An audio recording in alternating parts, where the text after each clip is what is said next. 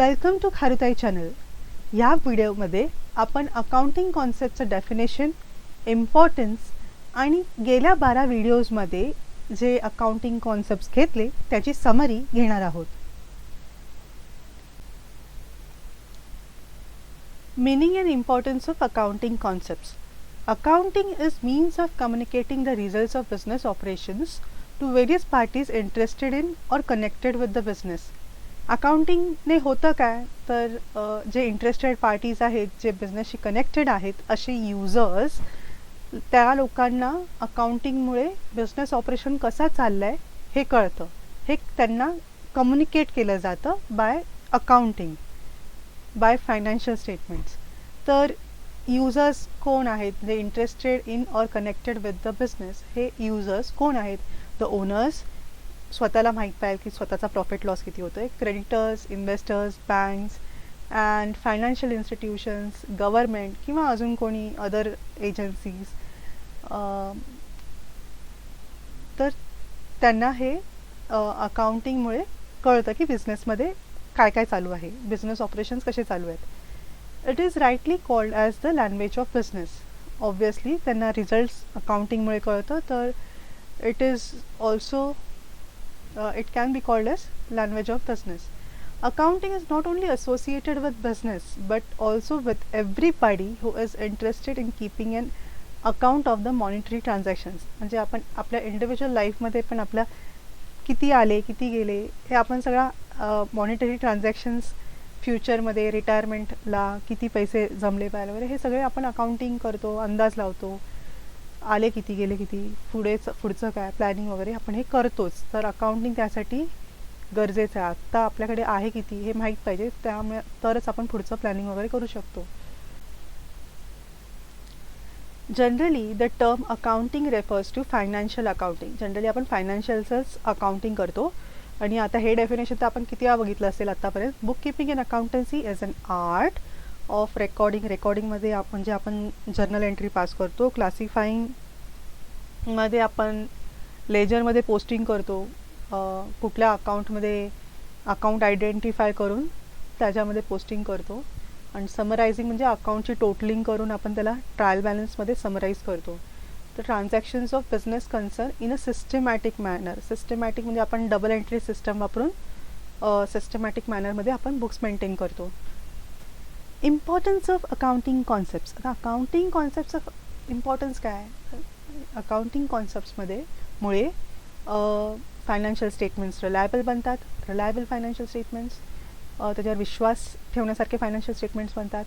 Uniformity in presentation एकसारखे असल्याने कळतं लोकांना, अंडरस्टँडिंग इझी होतं बुक्स म्हणजे फायनान्शियल स्टेटमेंट्सचं. Generally acceptable basis of measurement, ते प्रत्येकजण करेक्ट व्हॅल्यूला रेकॉर्डिंग करतं आहे. म्हणजे मी हिस्टॉरिकलला आणि तू एखादा दुसरा मार्केट व्हॅल्यूला करत असेल तर मग हे अर्थ नाही त्याला, म्हणजे असं चुकीचं होणार. सगळ्यांनी एकसारखंच व्हॅल्युएशन केलं पाहिजे. मी 10% डेप्रिसिएशन करते, दुसरा 40% करतो आहे, एखादा करतच नाही, असं नाही चालणार. म्हणून आपण सगळ्यांनी एकसारखे मेजरमेंट म्हणजे एकसारखं रेकॉर्डिंग करतो आहे आपण. एक्सेप्टेबल बेसिस ऑफ मेजरमेंट आहेत accounting concepts. Proper information to all. मग आता ह्याच्यामध्ये आपण 2 प्रिन्सिपल्स बघितले, डिस्क्लोजर आणि मटेरियलिटी. आपल्याला जे मटेरियल आहे ते जमेल तेवढं सगळं फुल अँड फेअर डिस्क्लोजर आपल्याला करायचं आहे. Proper information to all. आणि व्हॅलिड अँड अप्रोप्रिएट अझम्पशन्स, म्हणजे आपल्याला आता प्रॉपर अझम्पशन्स घ्यायचे, म्हणजे जर गोईंग कन्सर्न अझम्पशन आहेत किंवा मेथड जे फॉलो करतो आहेत, काय म्हणतात आपला डेप्रिसिएशनचे वगैरे recording, fixed asset proper cost कन्सेप्टप्रमाणे रेकॉर्ड करतो आहे. तर हे सगळे व्हॅलिड आणि अप्रोप्रिएट अझम्पशन्स होतात, घेतले जातात अकाउंटिंग कॉन्सेप्ट्समुळे. तर आता आपण जे गेल्या 12 व्हिडिओमध्ये अकाउंटिंग कॉन्सेप्ट्स बघितले ते हे आहेत. आणि आता ह्याच्या पुढे आपण त्याची 1 लाईनर समरी घेणार आहोत. थोडक्यात समराईज रिव्हिजन करणार आहोत. पहिला कॉन्सेप्ट आहे business entity. Business unit is separate and distinct from business owners.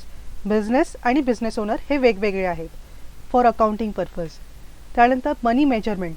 Only those transactions which can be expressed in terms of money are recorded in books of accounts.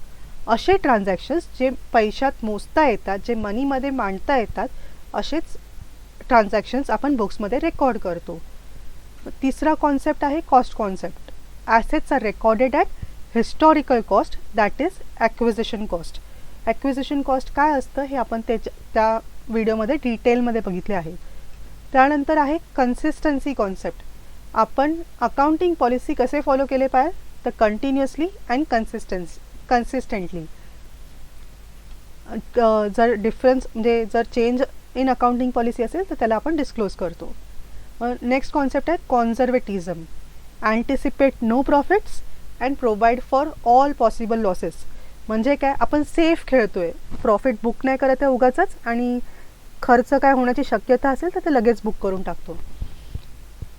त्यानंतर आहे going concern assumption. This is a basic assumption of business that business will continue its operation for foreseeable future. म्हणजे business चालत राहणार अशाच दृष्टीने आपण बिझनेसचं accounting करतो. 7th is realization. Income is recorded only when realized, that is when it is accrued or earned, and not when received. इथे जरा चुकले, received ने accrued or earned, when realized. त्यानंतरचं आहे accrual. accrual कॉन्सेप्ट प्रमाणे आपण entry कधी record करतो तर we record incomes when income is earned or accrued, and we record expense when it is incurred. त्यानंतर dual aspect.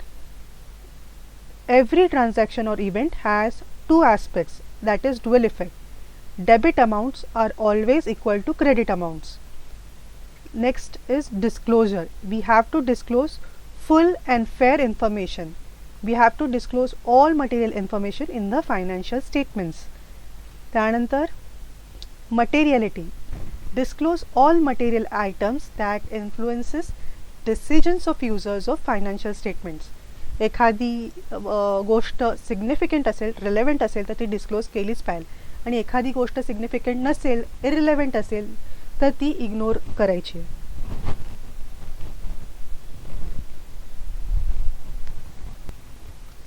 त्यानंतर last concept matching concept. Incomes earned are matched with expenses incurred during accounting period. तर ही झाली आपली accounting कॉन्सेप्टची 12 व्हिडिओची summary. Thank you for watching the video. Summary notes आणि updates तुम्हाला टेलिग्राम चॅनलवर मिळतील, आणि आवडलं असेल तर नक्की लाईक करा, शेअर करा मित्रांबरोबर, आणि सबस्क्राईब करा, बेल आयकनवर क्लिक करा पुढचे नोटिफिकेशन्स मिळण्यासाठी. तर भेटू पुढच्या व्हिडिओमध्ये.